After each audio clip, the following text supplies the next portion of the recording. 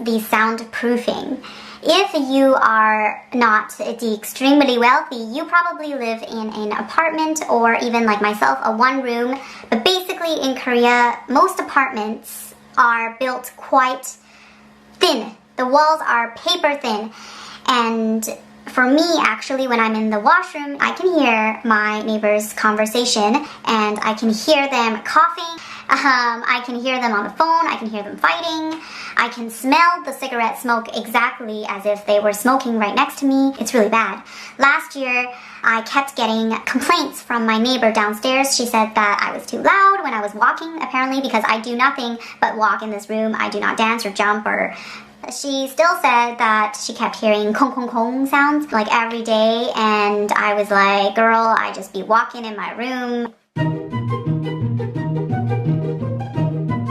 Bus. Taking the bus is so stressful on so many different levels. For one thing, there is no sign on the bus that tells you which direction it's going to. It does not indicate the next stop over from where you are on the bus. So you don't know if you're heading towards A or B.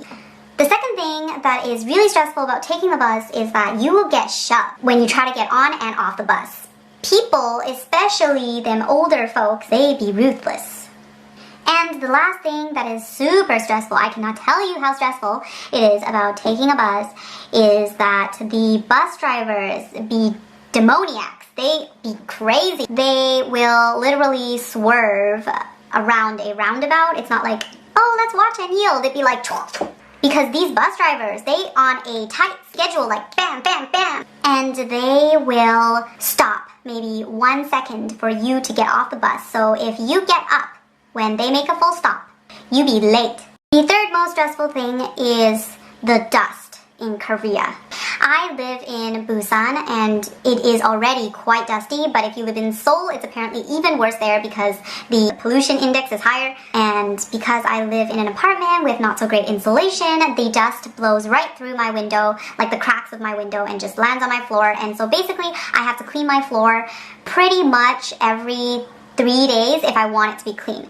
I actually clean my place maybe once every week, and I can tell you that cleaning once every week is not enough because every time I wipe once a week, my dust cloth would be like black. Korean houses are also very small. If you come from America or Canada or Australia, you will definitely agree with me. When you come to Korea, the spaces are much, much, much smaller.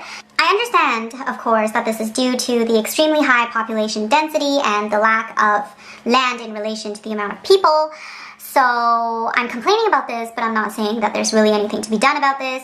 But basically, be prepared if you are a foreigner coming to Korea to have tiny kitchens and tiny washrooms.